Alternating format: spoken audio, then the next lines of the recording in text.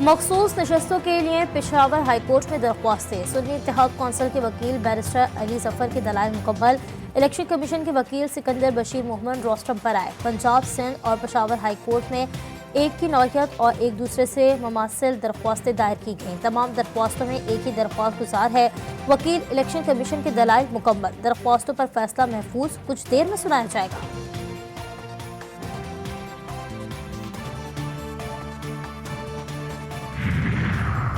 सदर जरदारी का चीनी हम मनसब शी जिनपिंग को खत। आसिफ जरदारी ने लिखा कि चीन के साथ सदाबहार शराकत दारी मजबूत बनाने के लिए पुरअज़्म है। दोस्ती इलाकाई अमन, इस्तेहकाम और तरक्की के लिए अहम है। सदर शी जिनपिंग की गैर मुतसलसल हिमायत सी पैक की तरक्की के लिए नागुज़ीर रहेगी।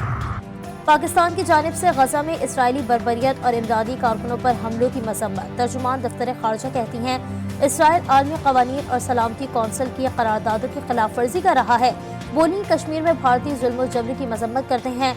भारत तमाम कश्मीरी क़यादत को जेलों से रिहा करे।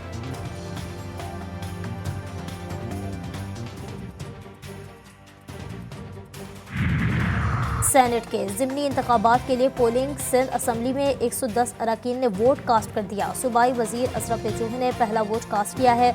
वज़ीर आला सिंध सैयद मुराद अली शाह, सूबाई वजीर नासिर शाह और सरदार शाह ने हक़ राय दही इस्तेमाल किया। आगा सिराज दुरानी ने भी वोट कास्ट कर दिया।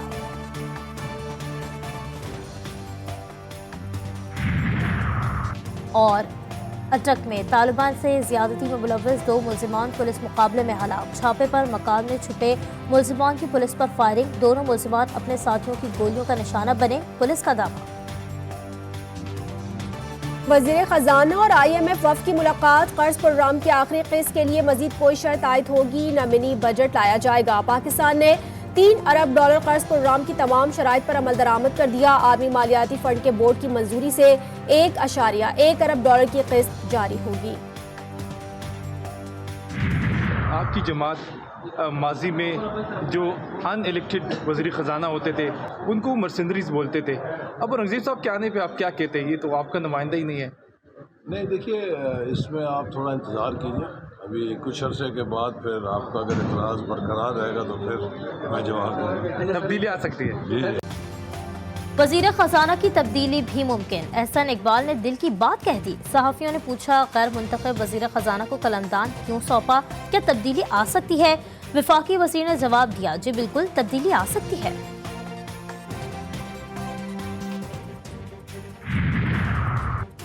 सेनेट की 6 खाली नशिस्तों पर ज़िमनी इंतखाब। कौमी, सिंध और बलूचिस्तान असम्बलियों में वोटिंग जारी।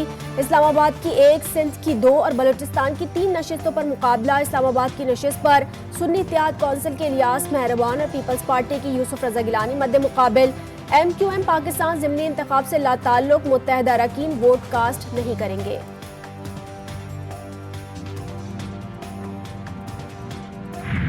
अगर फॉर्म 45 के तहत हकीकी नुमाइंदों से वोट लिए जाते हैं तो बिल्कुल हम जीतेंगे। इलेक्शन कमीशन की जहाँ तक बात है, वो तो जुल्म और ज्यादती की एक दास्तान है और उसमें आपने अभी आप देखें स्पेशल सीट पे जो कुछ किया गया है हमारे साथ। आइन की हुक्मरानी की जंग जारी रहेगी। अगर आज हकीकी नुमाइंदों ने वोट दिया तो कामयाबी हमारी होगी। सुन्नी इत्तेहाद कौंसिल के उम्मीदवार चौधरी इलियास मेहरबान कहते हैं कि एक जानिबदार इलेक्शन कमीशन के फैसले हम पर आज भी मुसल्लत हैं। जिस तरीके से इंतखाबात हुए, इलेक्शन कमीशन ने बहुत ज्यादती की है।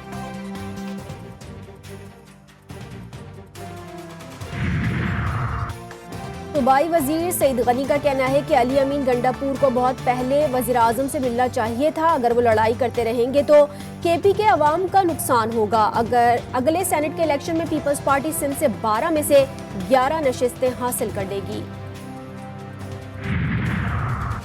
सेनेट इंतखाबात के शेड्यूल का ऐलान। पोलिंग 2 अप्रैल को होगी।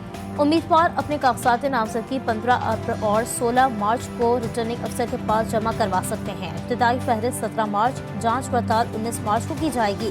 वोटिंग का अमल सुबह 9 बजे से लेकर 4 बजे तक जारी रहेगा। قومی اور خیبر پختونخوا اسمبلی کی مخصوص نشستوں کے لیے سنی اتحاد کونسل کی درخواست پر پشاور ہائی کورٹ میں سماعت۔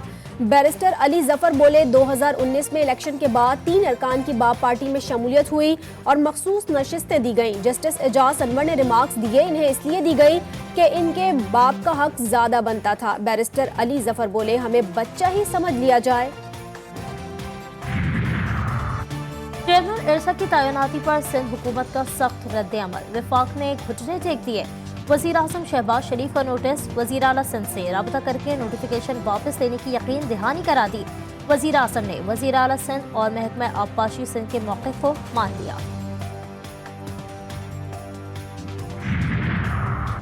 وفاق اور سندھ میں چیئرمین ارسا کی تعیناتی پر اختلاف، وزیر اعلیٰ سندھ کا شدید تحفظات کا اظہار، کہا ایسے شخص کو چیئرمین ارسا لگایا گیا کہ جو کالا باغ ڈیم کی حمایت کی بات کرتا ہے، ہمیں قبول نہیں ہے۔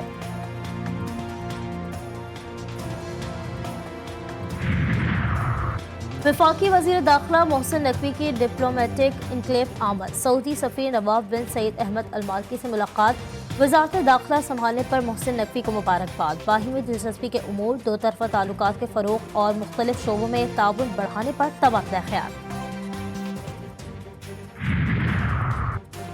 وزیراعلیٰ پنجاب کی زیر صدارت خصوصی اجلاس، مریم نواز کی صوبے بھر کے مزدوروں کا جامع ڈیٹا مرتب کرنے کی ہدایت، لیبر کالونیز قائم کی جائیں گی۔ خطاب میں کہا قائد اعظم بزنس پارک شیخوپورہ اور راولپنڈی میں لیبر کمپلیکس بنایا جائے گا، سندر اور ٹیکسلا میں لیبر کالونیز کے پروجیکٹ جلد مکمل کرنے کا حکم۔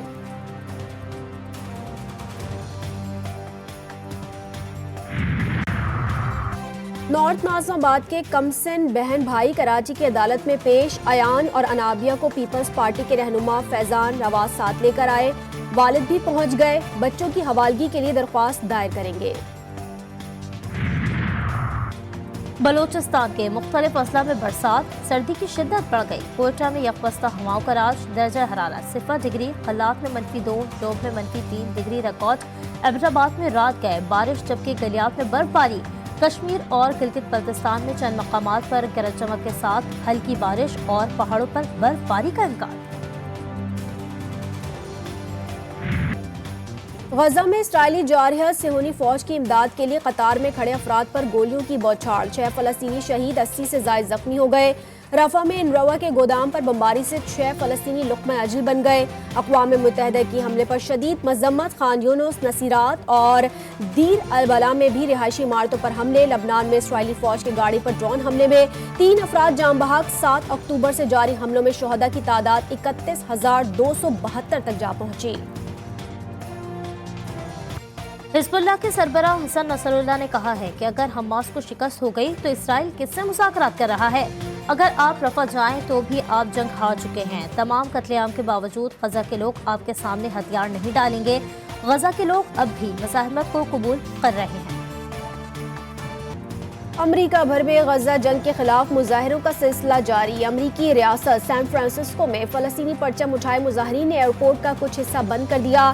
مظاہرین کا اسرائیل کو اسلحے کی فراہمی پر احتجاج، غزہ میں جنگ بندی اور آزاد فلسطین کے نعرے۔